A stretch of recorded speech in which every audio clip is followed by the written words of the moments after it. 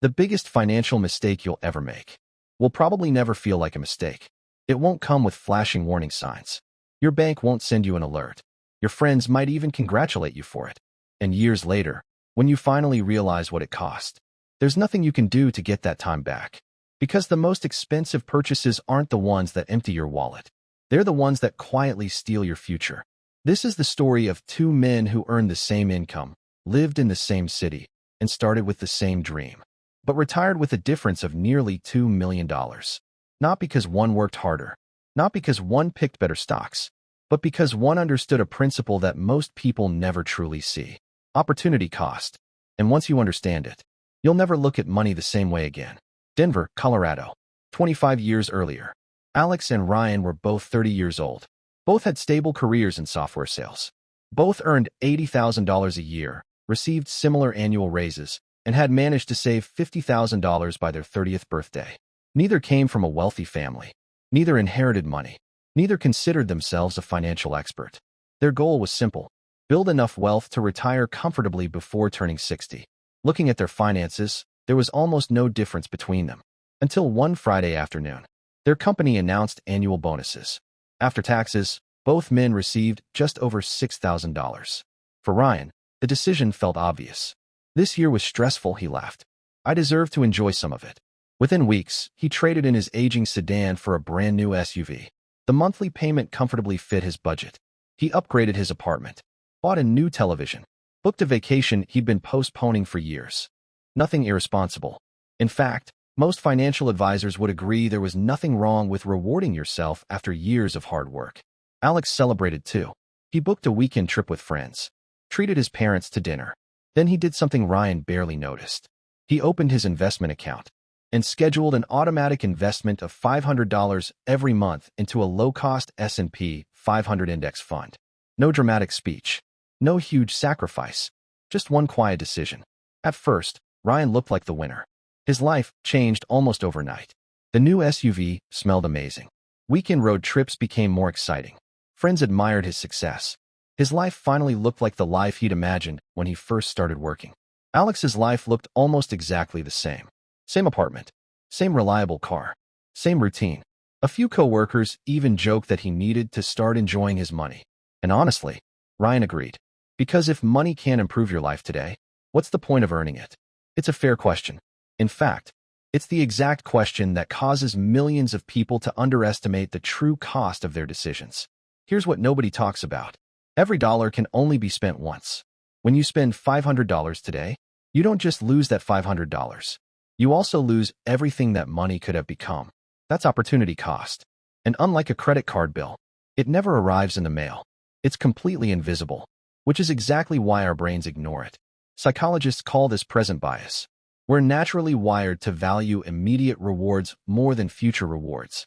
A vacation today feels real. A retirement 30 years from now feels abstract.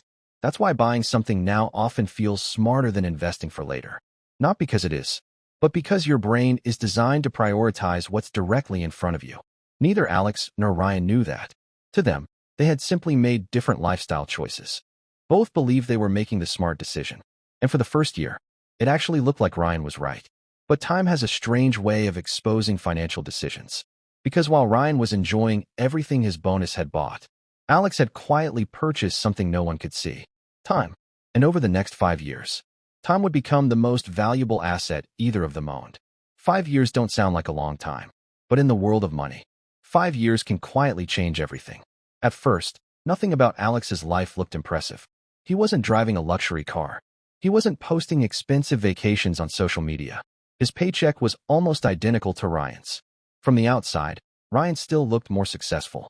But appearances have a way of hiding financial reality. Every month, Ryan's paycheck arrived.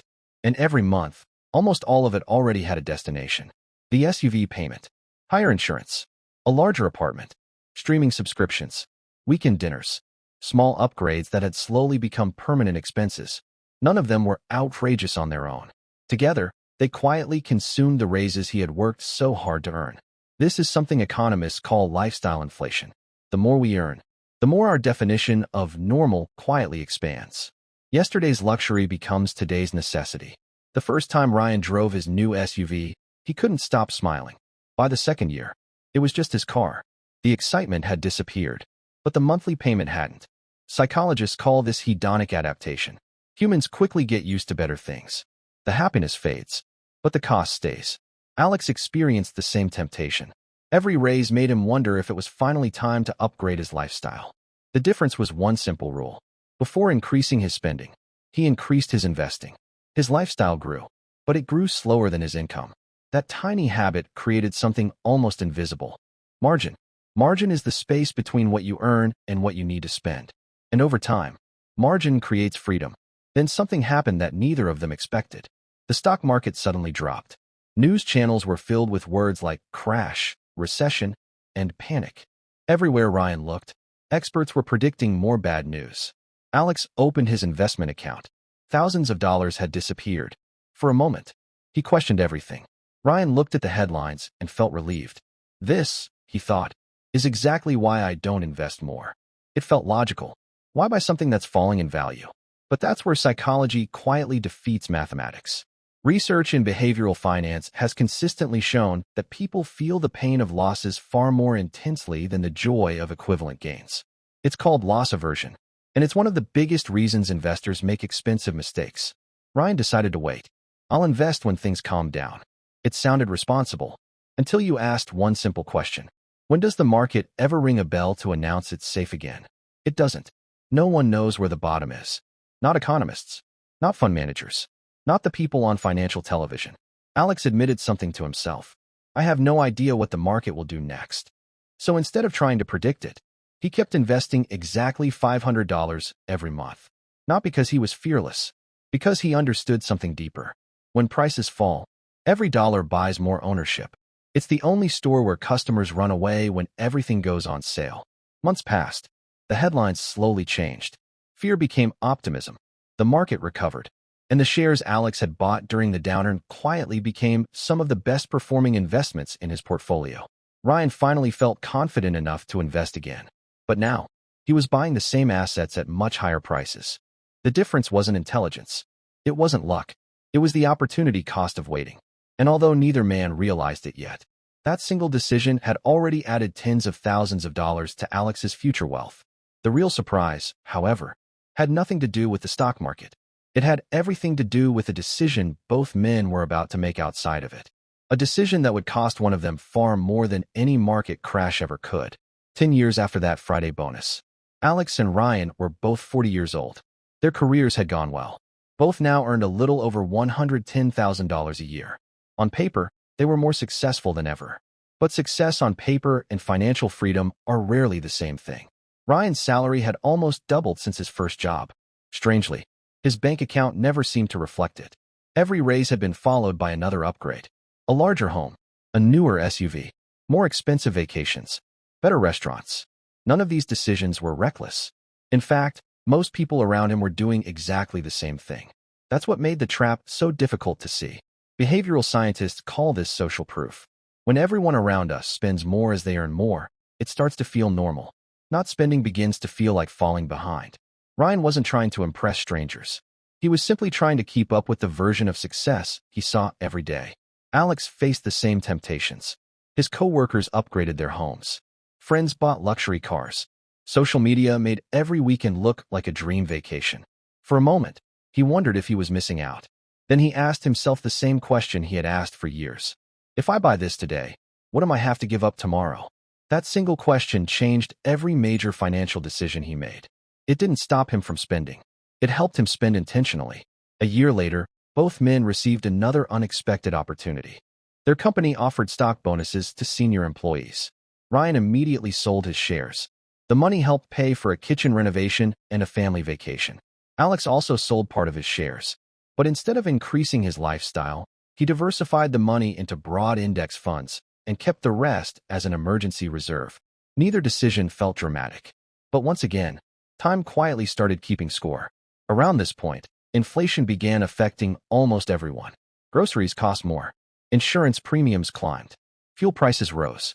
Many people believed they were falling behind financially. In reality, their income was increasing. The problem was that their purchasing power wasn't increasing at the same speed. Inflation is often called the silent tax because it reduces what your money can buy without sending you a bill. Ryan noticed it immediately. His higher monthly expenses meant every price increase hurt. Alex noticed it too. But because his investments had continued growing over the previous decade, his assets were beginning to work alongside his paycheck. For the first time, money was earning more money. That's the moment compounding becomes visible. In the early years, progress feels painfully slow. Then, almost without warning, growth begins accelerating. Imagine pushing a giant flywheel. The first few pushes barely move it. You wonder if it's worth the effort. But after years of consistent pressure, the wheel starts turning on its own. Compounding works the same way. The hardest part isn't mathematics. It's surviving long enough to let mathematics work. Then came another surprise. Ryan's teenage daughter wanted to attend a private university. The tuition bill was far higher than he expected. He suddenly realized that most of his wealth was tied up in things that couldn't easily pay for education. His house, his vehicles, his lifestyle. Alex faced the same challenge. But years of consistent investing had given him options. He didn't need to sell his home. He didn't need to borrow heavily. His investments gave him flexibility. And that's something nobody mentions when they talk about opportunity cost. It's not just about becoming richer. It's about buying choices before you need them. The freedom to change careers. The freedom to help your family. The freedom to survive unexpected setbacks without panic. Ryan finally began asking himself a painful question. What if every small upgrade wasn't just costing me money, but costing me options? And when he compared his finances with Alex's, the answer became impossible to ignore. But the biggest difference between them still wasn't their net worth. It was how they thought about every dollar. And that mindset would ultimately determine how both men retired. 25 years passed faster than either of them expected. Alex and Ryan were now 55. The long hours, the promotions, the market crashes, the recoveries, they were all behind them. Now there was only one question that mattered. What had all those decisions added up to? The answer wasn't hidden anymore. Alex's investment portfolio had grown to roughly $2.8 million. Ryan's net worth wasn't small. Between his home equity, retirement savings, and other assets, he had built around $900,000. He hadn't failed. Far from it. He had raised a family, enjoyed memorable vacations, and created a life he genuinely loved. But he couldn't ignore one uncomfortable truth. Many of the things that once made him feel wealthy had long since disappeared. The SUVs had been traded in. The phones had been replaced. The furniture had gone out of style. The vacations had become memories. But the money used to buy them, and the decades of compounding they could have generated, were gone forever. That's the part nobody sees. Opportunity cost doesn't show up the day you spend the money. It shows up years later, when you compare the future you have with the future you could have had. Alex wasn't wealthier because he never spent money. He traveled. He celebrated milestones. He bought things he genuinely valued. The difference was simple. He understood that every purchase had a hidden price tag, not just the price on the receipt, but the future return he was choosing to give up. That single habit changed everything. It changed how he viewed raises, how he viewed debt, how he viewed luxury, even how he viewed time. Because in the end, opportunity cost isn't really about money. It's about choices. Every dollar is a vote for the life you want tomorrow. Spend it carelessly, and tomorrow quietly becomes smaller. Invest it wisely, and tomorrow begins creating opportunities that today's paycheck never could. Here's the irony. Ryan wasn't wrong for enjoying his money, and Alex wasn't right because he invested more. There were moments when Ryan's choices created priceless memories with the people he loved. Those experiences had value no investment account could measure. And there were times when Alex deliberately chose experiences over returns because he knew life isn't just about maximizing net worth. That's the real lesson. Money is a tool, not a scorecard. The goal isn't to invest every dollar. The goal is to understand what each dollar is costing you before you spend it. Once you begin asking that question, your financial decisions start changing on their own. The next phone upgrade feels different. The luxury car feels different. Even a simple online purchase feels different. Because you no longer see only today's price. You see tomorrow's possibilities. And that's when opportunity cost stops being an economic concept and becomes a way of thinking. The wealthiest people aren't always the ones who earn the most. They're often the ones who understand that every financial decision has two prices: the money you pay today and the future you quietly give up. If this changed the way you think about money, subscribe for more documentaries on the psychology behind wealth and smarter financial decisions. Because in our next story, We're exploring a question almost everyone gets wrong. Why saving money alone will never make you rich.